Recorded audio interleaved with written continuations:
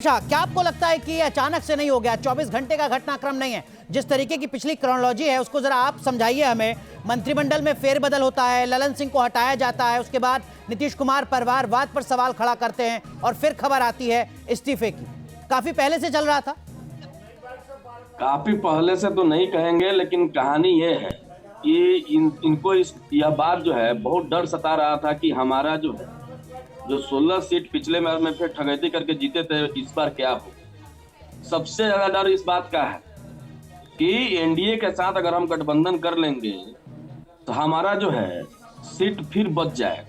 ठीक है, लेकिन जनता देख रही है, जनता न्याय करेगी। बिल्कुल, उसके लिए तो हमें 24 के नतीजों का इंतजार करना पड़ेगा। लेकिन बात समझिए, अनुप्रिया, ललन सिंह को हटाना, मंत्रिमंडल में फेरबदल करना, क्या ये आज के घटनाक्रम से ही जोड़कर देखा जाए? देखिए, वो आप एनालिसिस कर सकते हो और कई घटनाक्रमों को आप जोड़ने का प्रयास कीजिएगा, लेकिन मैं कांग्रेस की प्रतिक्रिया पे मैं जरूर जवाब देना चाहूंगी। जो अपने पुत्र को शासन में बैठाने की मंशा लेके चल रही हो, जो अपने ही परिवार के अंदर में ही पार्टी बना के छोड़ दी हो, कभी भी देश की बात नहीं कर रही हो, पार्टी की बात कर रही हो, वो आपका आरोप अपने आप में बेईमानी हो जाती है कि जिसने अपनी पार्टी, अपने परिवार की संगठित कर दी। तो मुझे लगता है कि ऐसे लाइन बाहर निकली सबसे अच्छी बात हो। हमारे नेता ने जो स्टेप हमको बधाई भी देती है। ऐसे अलायंस रहना कहीं से नहीं होता है कि जहां आप तमाम घटक। ठीक है, इनके सर, ललन सिंह अगर अपने पद पर रहते तो क्या नीतीश कुमार आज ये फैसला नहीं ले पाते? मुश्किलें कुछ बढ़ सकती थी। क्या इसको इस संदर्भ में जोड़कर देखा जाए सर?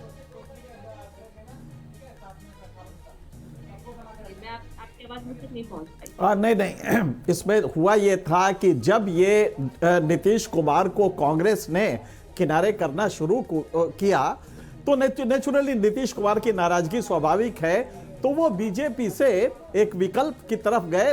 ललन यादव इसको अपोज कर रहे थे, ललन सिंह, और एक नीतीश को ये जानकारी मिली कि ललन सिंह हो सकता है कि कहीं ना कहीं पार्टी स्प्लिट करा ले, क्योंकि टिकट डिस्ट्रीब्यूशन और तमाम चीजों में ललन सिंह का रोल रहा है।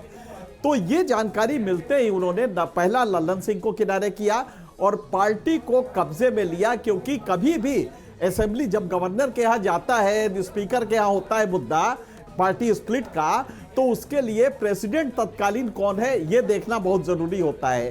तो नीतीश कुमार ने पार्टी अपने कब्जे में लिया और उसके ऑफिशियल लीडर बन गए।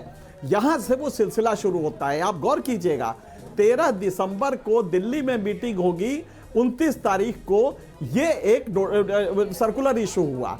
इसका मतलब 13 दिसंबर से पहले से ये सब कुछ चल रहा था जी। तो ये एक पहले से था, और जैसे ही कांग्रेस ने नेग्लेक्ट करना शुरू किया नीतीश कुमार को, तो जाहिर है क्योंकि जन्मदाता इंडिया के नीतीश कुमार हैं, उस कॉन्सेप्ट को नीतीश कुमार लाए हैं, इसलिए नीतीश को वो ड्यू नहीं मिला वहां पे। जाहिर है, जो कह रहे हैं उसी पर प्रतिक्रिया अनुप्रिया जी देना चाह रही है। जी अनुप्रिया जी।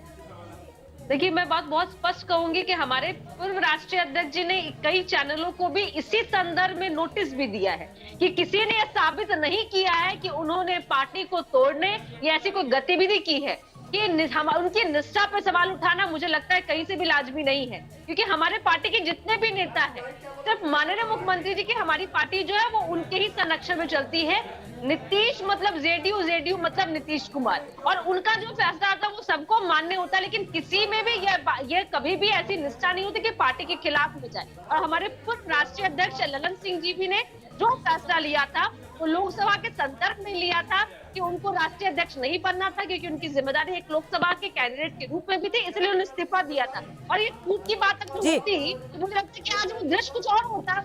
जो दावे आज कर रहे थे कि 10 विधायक उनके पास में है, शायद दृश्य कुछ और अलग से दिख रहा होता। तो मैं इन दावों पे और इन कड़ियों को जोड़ने के पहले मैं ब्रेक लगाना चाहूंगी। ठीक है, देखिए